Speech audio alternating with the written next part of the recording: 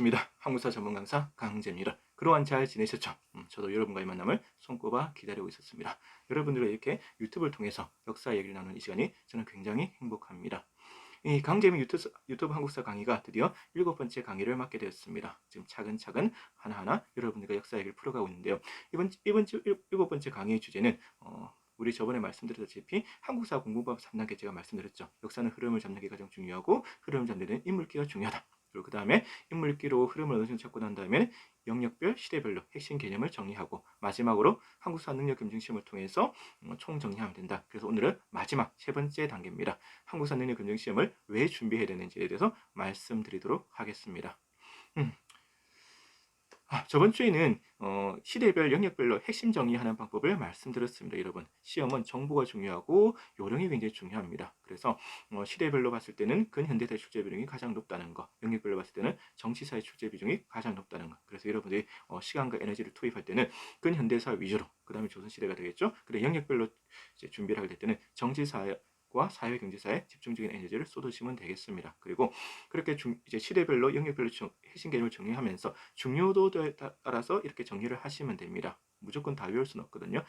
여러분들이 교과서나 책에 있는 그 내용, 수많은 내용들을 다 외울 수는 없습니다. 여러분, 하나하나 중요도들을 위해서 중요한 것들만 외우셔도 충분한 성과를 거둘 수 있습니다. 이렇게 해서 핵심 개념을 어느 정도 이해하고 나면 이제는 마지막으로 한국사 능력 검증 시험에 도전해보라는 말씀을 드립니다. 그럼 왜 한국사 능력 검증 시험이냐? 우리가 지금까지 흐름을 잡고 그래서 기초도 닦였겠죠. 그리고 영역별 시대별로 핵심 개념을 정리하면서 어느 정도 개념은 정리가 되었습니다. 하지만 이것은 아직은 부족합니다. 왜냐하면 저는 역사를 암기 과목이라고 말씀드리지 않았죠. 역사는 이해하는 과목이다. 하지만 꼭 필요한 것들은 암기해야 됩니다. 역사가 이해 과목은 맞아, 이해하는 과목은 맞는데 그렇다고 전혀 암기할 필요는 그건 아닙니다. 암기를 꼭 해야 되면 해야 됩니다. 근데 암기도 시기와 때와 방법과 요령이 있다는 것이죠. 무조건 아무 때나 외우는 건 아닙니다. 이렇게 어느 정도 흐름이 잡히고 핵심 개념을 이해한 다음에 외우면 암기가 훨씬 더 수월하고 또 빨라지게 됩니다. 이해하지 않은 상태에서 무작정 외우게 되면 여러분의 경험 외우기 굉장히 힘들어져요. 그리고 그 기억은 오래 가지가 않습니다. 그래서 이제는 외우시면 되는데 그럼 어떻게 해서 외워서 정리할 것인가? 바로 이때 등장한 것이 바로 한국사 능력 검증 시험이 되는 것입니다. 한국사 능력 검증 시험을 이렇게 준비하다 보면 저절로 정리가 돼요. 지금까지 배웠던 내용들, 머리로 이해했던 내용들이 자기가 정리했지 않습니까? 그것들이 저절로 반복적으로 노출되고 접하게 되면서 암기가 됩니다. 굳이 외우지 않아도 외울 수 있는 좋은 방법이 바로 저는 한국사 능력 검증 시험이라고 말씀을 드립니다. 그래서 한국사 능력 검증 시험을 준비하게 되면 얻는 효과가 여러 가지 있거든요. 첫째는 자신감입니다. 뭐 대단하지 않을 수도 있지만 이 자격증을 취득하고 나면 자신감이 생깁니다. 그리고 한국사에 대해서 해볼 수 있는 용기도 생기게 되겠죠. 그게 중요한 것이고 두 번째로는 뭐냐면 지금까지 배웠던 내용들이 하나하나 차근차근 정리가 되면서 이제 내 것으로 되는 중요한 과정이 되는 것이죠. 그래서 저는 한국사 능력 검증 시험을 추천해 드립니다. 초등학교 고학년에서 중학교 때 준비하시면 됩니다. 그러면 한국사 능력 검증 시험이 급수 체계가 바뀌었습니다. 예전에는 초급, 중급, 고급으로 나눠졌지만 지금은 기본과 심화 로 좀 단순화된 경향이 있거든요. 그래서 약간의 혼란이 있었습니다. 작년에 이게 개편됐습니다. 초급, 중급, 고급으로 준비할 때는 저는 이게 오히려 더 좋았다고 봅니다. 왜냐하면 단순하거든요. 초등학생들이라든지 좀 기초가 부족하신 분들은 초급을 준비하시면 되고 중학생들이라든지 어느 정도 기초가 잡히신 분들은 중급을 준비하십니다. 실로 이 중급은 중학교 수준에 준하거든요. 그 다음에 고등학생 이상 성인이라든지 또는 내가 기초가 또 확실히 다치는 분들은 고급을 준비하면 됐습니다. 그런데 지금은 기본과 심화 야한 과정으로 이렇게 단순화됐기 때문에 내가 어디를 쳐야 될지 모릅니다. 왜냐하면 기본은 초등학생들 지금 조금 무리가 있습니다. 왜냐하면 지금 기본 과정이 초급보다는 상당히 어려워요. 초급보다 어렵고 거의 중급에 준해서 나오거든요. 그러니까 초등학생들이 치기는 굉장히 부담이 되는 부분이고 초급을 실제로 준비하던 분들은 중급이 다소 어려울 수 있는 그런 약간 난이도의 혼란의 문제가 오지 않았나 싶습니다. 반면에 심화는 상관없죠. 고급을 준비하시는 분에는 중급에 자신 있는 분들은 바로 심화를 치시면 됩니다. 이렇게 해서 한국사 능력 검증 시험을 준비해 보시면 되는데 한국사 능력 검증 시험이 요즘 대세죠. 많은 분들이 한국사 능력 검증 시험을 초등학생, 중학생, 고등학생 심지어는 성인 일반들도 준비하고 계십니다.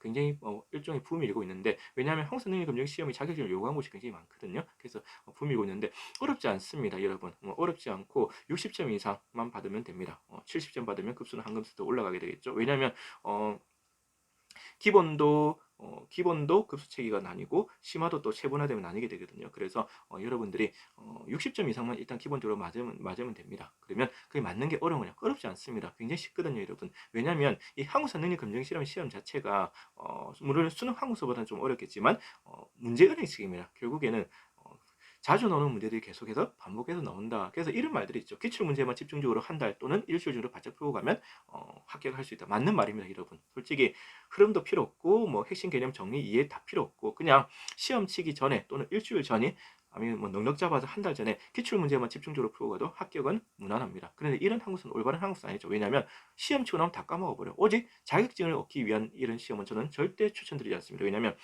항공사 능력 검정 시험을 제가 준비하라고 한 것은 가장 중요한 목적은 뭐냐면 자신감도 있고 성취감도 있지만 지금까지 흐름을 잡고 이해했던 내용들이 저절로 정리되는 단계입니다. 암기가 되는 과정이거든요. 근데 이것을 그냥 무조건 닥치고 외워버리면 이거는 그냥 안 하니만 못하게 되는 것이죠. 그래서 그런 방법은 하지 마시고 그냥 여러분들이 어떻습니까? 제가 말한 그 3단계 방법대로 밟아오시게 되면 어렵지 않게 준비할 수 있습니다.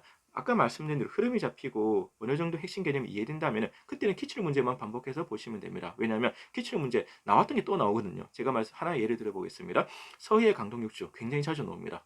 처음에는 외울 수 없었겠죠. 억지로 이러면 안 됩니다. 이해한 다음에 문제를 계속 풀다 보면 서희의 강동육주가 계속 나오기 때문에 저절로 외울 수밖에 없는 것이죠. 특히 세종의 사군육지는 세종의 업적에서 가장 중요하다고 제가 반복해서 말씀드리지 않습니까? 이 세종의 사군육진도 그냥 외우려면 조금 어려울 수 있습니다. 하지만 이해한 다음에 문제를 계속 풀어나가다 보면 계속해서 반복적으로 노출되기 때문에 저절로 외울 수 있습니다. 그래서 기출 문제를 집중적으로 풀고 시험장에 가시게 되면 합격은 그렇게 어렵지 않다는 말씀을 드립니다. 이렇게 하시면 항우사는 확실히 잡고 가시는 애고 어디 가서 항우사가 뭐 기본이 부족하다 어디 꼴린다 이런 말씀은 들으시지 않을 겁니다. 그래서 이렇게 준비해 보시고요.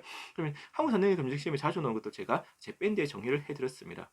한국사를 사랑하는 모임이라는 그 밴드에 가시면 한국사 핵심 영역 정리해 보면 시험에 자주 나오는 왕들 또 시험에 자주 나오는 탑 30을 뽑아놨는데 이거 위주로 나오기 때문에 그걸 잘 정리하시고요. 제가 또 앞으로 수험생 여러분들을 위해서 제가 한국사 능력 검증 시험에 자주 나오는 핵심 개념들을 정리해 드리도록 하겠습니다. 이렇게 준비해 주시죠. 제가 3단계 방법 말씀드렸습니다. 제가 오늘로써 한국사 공부 방법 일단 마무리 지을 거거든요.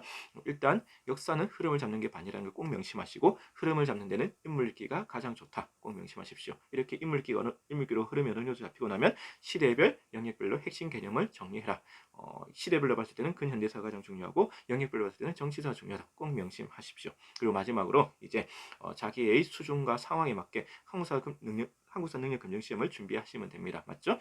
기본이든 심화든 준비하시면 됩니다. 이렇게 해서 마무리 지으시면 한국사가 굉장히 여러분들한테 자리 잡게 될 거라고 저는 확신합니다. 오늘 강의는 여기서 마치도록 하겠습니다. 이제 본격적으로 이제 여러분들의 시대별로 영역별로 중요한 핵심 개념들을 제가 잡아드릴 거고요. 성인들을 위한 조그만 강좌들 그 다음에 제가 말씀드렸던 한국사에 대해서 우리가 잘못 있는 상식들이 있지 않습니까? 그걸 바로 잡아주는 시간도 가져볼까 합니다. 앞으로 더 많은 관심과 참여 부탁드리고 많은 시청과 구독 부탁드립니다. 여러분의 성원과 격려가 제가 계속 유튜브를 강의할 수 있게 되는 힘이 됩니다. 많이 도와주시고 많이 응원해 주십시오. 저도 최선을 다해서 순수한 열정으로 끝까지 여러분들의 역사 멘토로서 최선을 다하도록 하겠습니다. 힘들다고 불평하지 마시고 항상 희망과 용기를 잃지 마시고 더 밝은 미래를 꿈꾸면서 함께 나아갔으면 좋겠습니다. 여러분, 우리는 희망과 꿈이 있기 때문에 그나마 버티는 겁니다. 그렇지 않습니까? 일제강점기 때 그 엄혹한 시절 때도 우리 독립운동가들이 왜 버틸 수 있었죠? 바로 언젠가는 광복이 될 그런 희망이 있어서 그렇습니다. 여러분, 현실에 좌절하지 마시고 힘을 내십시오. 저는 오늘 이만 물러가도록 하겠습니다. 시청해 주셔서 감사합니다.